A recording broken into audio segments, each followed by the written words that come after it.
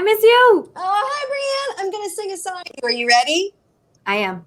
Hey, I miss you, and I hope you're doing well. I miss you and hearing your music. Also, I am thinking that you sing me a song or two, and I'll just sit here in my bedroom saying, hey, I miss you. Yay! Oh, gosh. This is Hey, I Miss You. My name is Sarah Morris. I invented the show because I just want to hear my friends sing again. And that is why we are here today, Friday afternoon, having lunch together. And my guest today is Breanne Tepler, Breanne Marie, and the Front Porch Sinners. Yeah, that's us. That's our band. Yes, how are you right now in this minute, this exact minute? I am filled with all sorts of excitement because it's release week. The album is out today. So I'm feeling all that new album love, when you've been hiding something because you have to, and now you get to share it with everybody. And yes, so I'm super happy. I love that so much. That is such a special moment, right? Like you've had your thing and then you just get to like,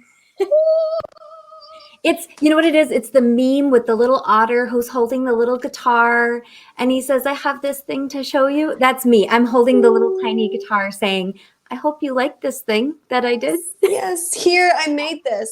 Yes. Here I made this. Yes. Okay, my next question is, where are you specifically? So first let's get you like geolocated in a larger way and then dial it into this exact screen we're seeing.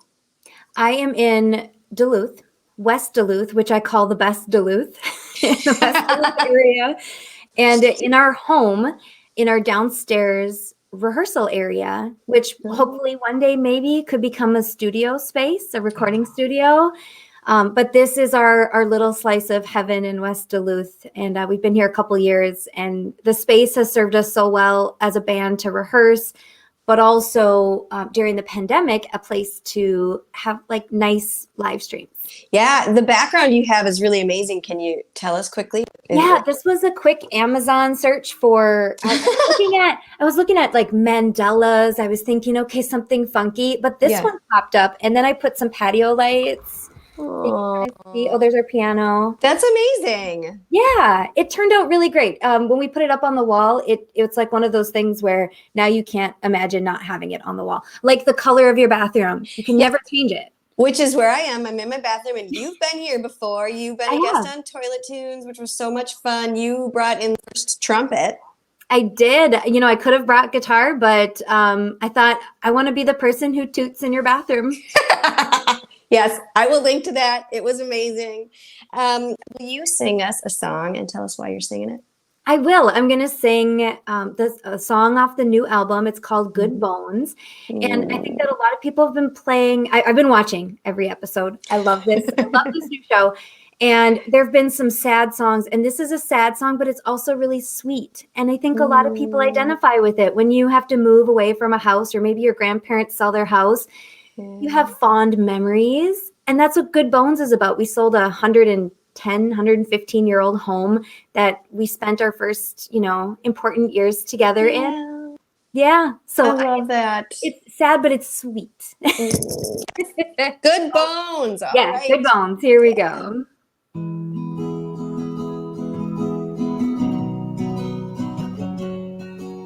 A house is not a home.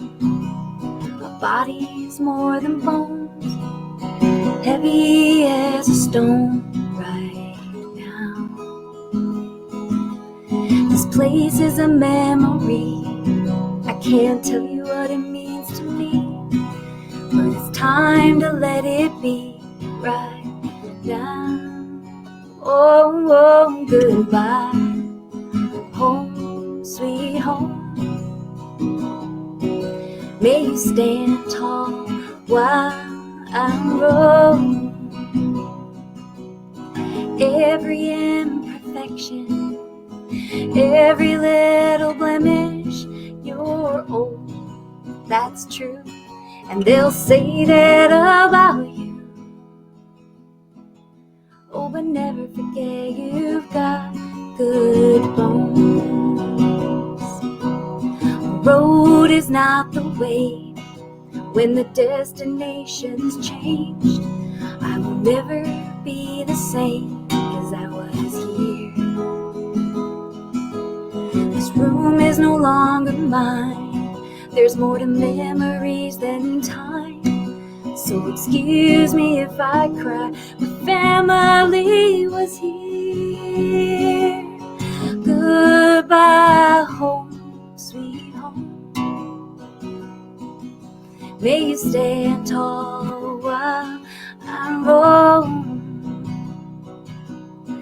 Every imperfection, every little blemish, yeah, you're old, that's true.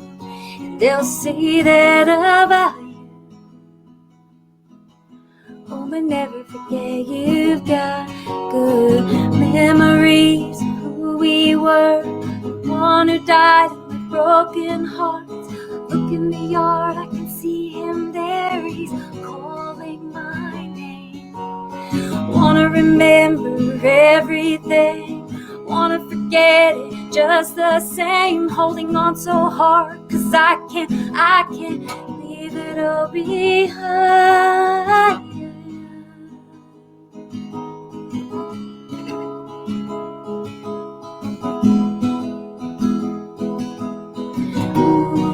Ooh, goodbye, home, sweet home. May you stand tall while I roam. Every imperfection, every little blemish, you're old, that's true. And they'll say that about you. Oh, but never forget you've got good bones. Ooh.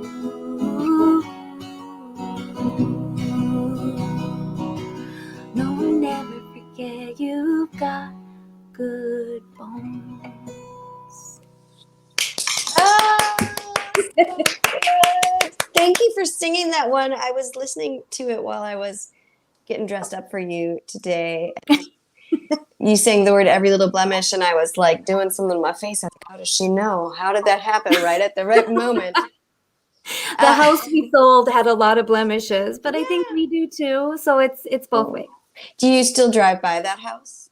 All the time. We live about 2 miles from it. It's also a part of my running path. So when I'm training, I run by it and just look at it like, oh, I still have so many. We lived there for like 7 years, but they were 7 really important years. For sure. I think I had a similar, the house we lived in previous was like, you know, both of our kids were born there, not born there, but, you know, like we brought them home from the hospital, that place. Yeah. And, you know, there's, when you move on from that structure that like contained those deeply profound moments in your life, like it's a really big it's thing. the backdrop to the memories, right? Yeah. That was really beautiful. Thank you. Yeah.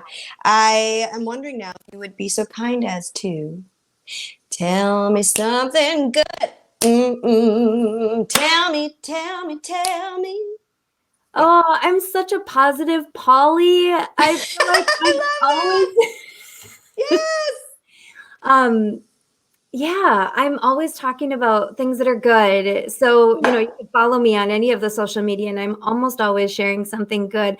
I will say today I'm really excited about the warmer weather. I just talked about running. I haven't done like consistent running and I'm not a cold weather runner, but I'm excited to put on some shoes and run. I hear that the surface down at Park Point Beach is like nice and tough. It's not full of fluffy snow.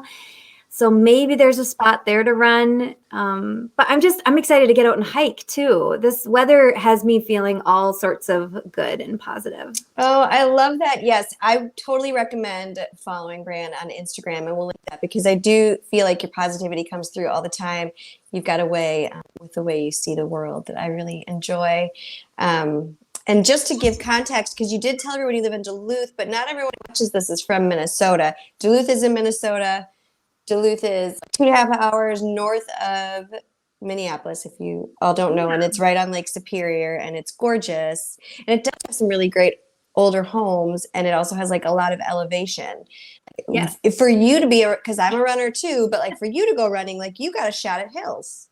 Yeah, I don't have a shot at hills. You do. I Sure. try to avoid the hills. I know that when you're getting close to a race day, and I've only, I shouldn't say only, I do half marathons, and that's a big deal, girl. I've been attempting a full for the last couple of years, and I know it's going to happen someday soon. But they say it's good to run some of those hills, to work on those.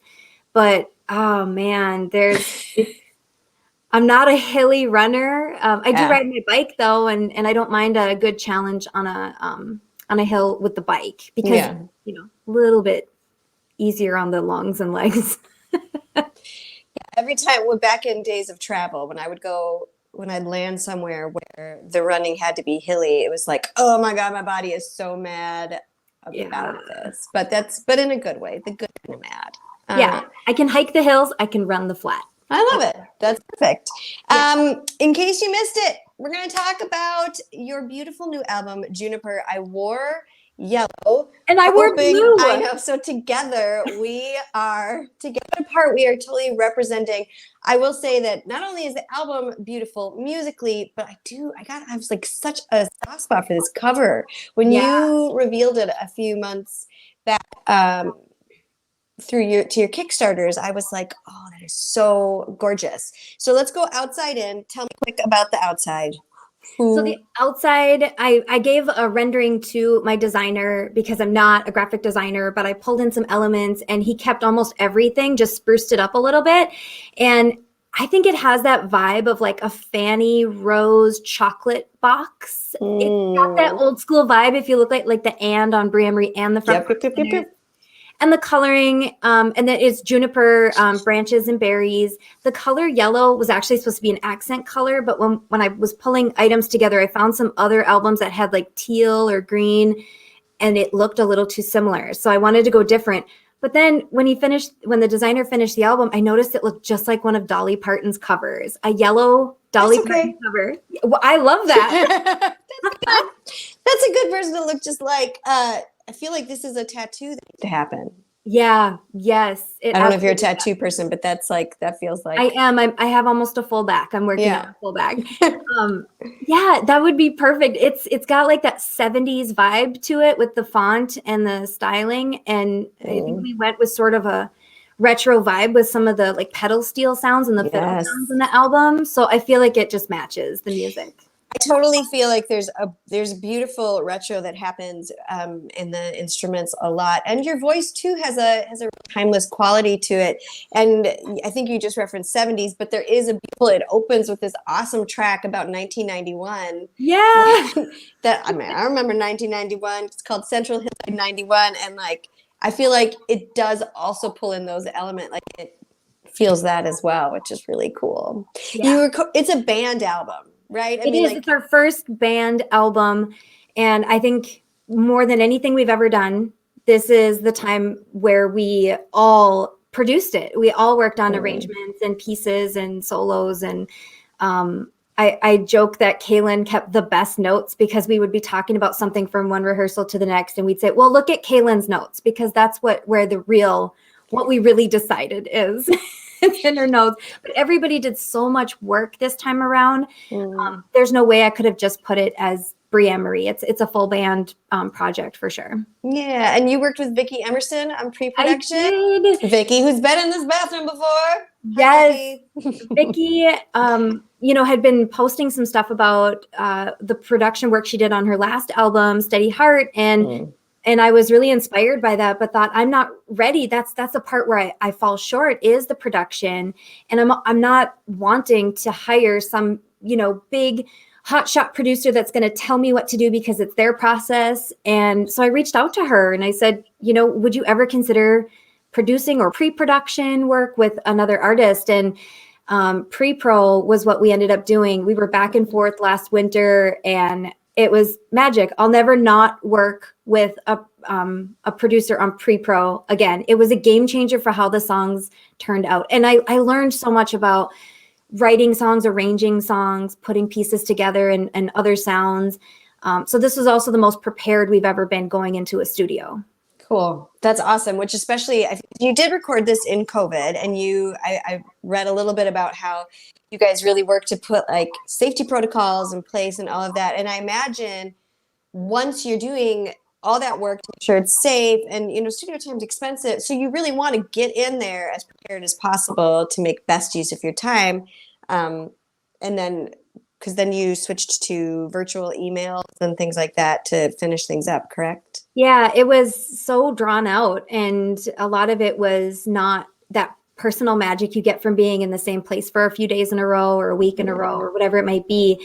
So the benefit to that, though, was taking more time with making those decisions, especially in the mixing process. I think that both Rich Mattson and I, we got really excited about trying different things and going back and forth, sleeping on an idea and then emailing each other. Then he stays up later than I do. I get up early because I have a day job. So yeah, and we would just go back and forth, and it was great to have those 8 to 10 hours in between our thoughts. I think that it worked out really nice. I miss sitting in a booth with an engineer and looking up at the screen, all the pretty lights, and saying, well, actually, can we move? So we missed out on that. But between the pre-pro and the process of taking our time with rehearsing and mixing, nothing was rushed. No quick decisions were made. And I think it comes out in the album. It just sounds really well produced. Yeah, it's beautiful. And the songs on here are gorgeous, and I know they're personal. Were any of the songs written in COVID, or was it all one? Just one. And there was that last song I just played, that the bridge was written in COVID. We worked with Chris Mara from Welcome to 1979 because he was in quarantine and he was bored, and he was sending out messages like, hey, if any bands want to work on songs, like, let's Zoom. So we Zoomed with Chris, and that song, he recommended I put a bridge in there, and that became a really emotional piece to the song, to Good Bones. Yeah. And then Juniper, the title track, was written in COVID. I was working on my picking skills because I'm very much still a beginner guitar player, and was working with my guitar teacher, and she was teaching me some picking styles. And I was doing that chord progression and thought, this is just really sexy. Like it. Yeah, like I don't write a lot of songs in that subject area. Not that I couldn't, but but it's not my jam. I usually write a lot of sad songs or some dance tunes. But Juniper came out of nowhere, and it kind of reminds me of Jolene, where she was saying Jolene in her head over and over again and trying to remember it, and it came out in those chords. That's what Juniper is. I knew that it would be cool to have a title track, and Juniper could be the name of a person. And then we went into isolation, and here I am picking this chord progression. I'm like, Juniper. I'm like, oh my gosh, it's like my own little Jolene tune. Oh, I love that. Yeah. So that one was wrote in quarantine, and I brought it to the studio. Half the band hadn't heard it at that point. I didn't know what instruments would be on it. I didn't have a chance to throw it over to Vicky for feedback. So but it turns out it's one of the favorites from people who listen to the album, because it's a vibe, it's a mood. Yeah, it totally is. It's beautiful. Oh, I love it. And I'm just going to show everybody that you do have two other, maybe of more. I have two other CDs of yours. Yep, the Salt in the Snow is our last EP, and then Wildflowers and Tumbleweeds is the last full length. Prior to that is an EP, 5 tracks, called Timothy John for my brother. And then prior to that was my very first CD, which you can't get on physical copy anywhere because, it was the first one, and we did a small run.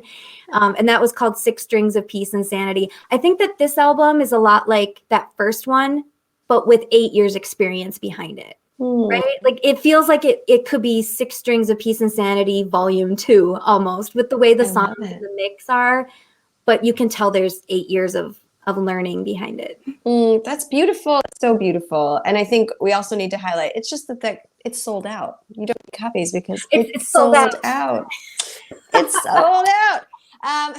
So again, we're talking with Breanne Marie and the Front Porch Sinners, releasing Juniper today. And so I'm going to link to everything so you can go and find everything and stream it and buy it and do all the things. And I'm wondering, so you through this beautiful Kickstarter leading up to the album release, and one of the things that you did to get the word out is you asked some artists to cover your tunes, and you gave me the chance to sing this next song that you're going to sing called Hard Time.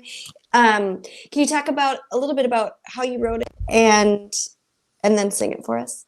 Yeah, absolutely. So Hard Time was originally started to be written a couple years ago, and I was writing it to help soothe my mother who goes through depression, waves of depression. And I do too, but I was thinking, what could I play and sing that she would sing along and just feel some comfort from? What do we all think when we go through a depressive low? What do we wish would happen? And so that's where the chorus came in. And when I was writing the lyrics, I started to make it more personal. The hungry, tired, cold. That's my trifecta. When I'm hungry, tired, and cold, I'm like a little gremlin. I have rules. Those things can't happen. So there was that. And then when Vicki worked on it with pre-pro, this was one of the songs that she personally really liked. I think she could hear the piano in it. And I could too. Like, we both felt like this is a ballad. And so the song evolved. And when my brother Justin passed away in 2018, it was one of only 2 songs that I would play in the neuro ICU after his accident. And so I brought my guitar, and nurses were popping in and out and listening. And I felt like this song, these chords, these words has a healing quality to it. So yeah, it's sad, but I also feel like it can heal you if you open up to it when you hear it, as opposed to just feeling like, that's sad, don't need that right now, don't want that right now. And that's okay. But if you're ready for that, this song could be really special for anybody who listens to it. Yeah, absolutely. Okay. I can't wait to hear it. Yes. Okay. Here's Hard Time. I'm going to move the microphone back a little.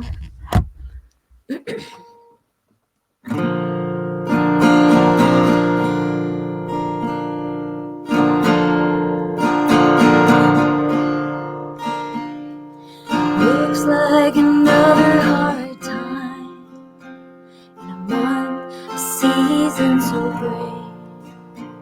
If I could find a reason to try, I might get up and do something today. There's always a reason to smile. There's twice as many to break down. If you would just hold me for a while, I could make this world stop spinning around and let it go. Let it fall, let it fade away, let it go. I've had a lot of hard times, but I feel this one deep in my bones. Feeling I just can't shake. I'm tired, I'm hungry, and I'm cold. If I could take 2 steps ahead, I'm sure I'd fall these 3 behind. If you just lift me up, carry me for miles and miles, let it go. Let it fall, let it fade away, let it go off my back for just once. Ease my pain, ease my pain.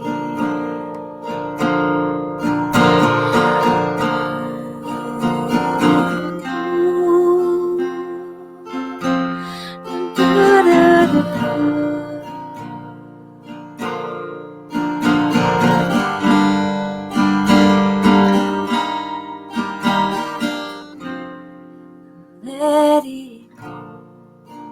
Let it fall.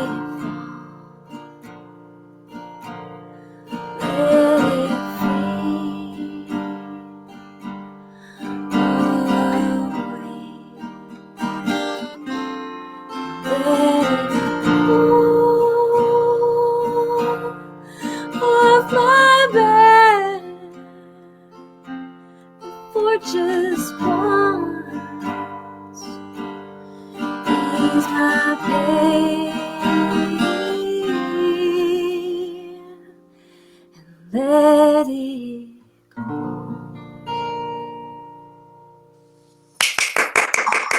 Wow, that was beautiful.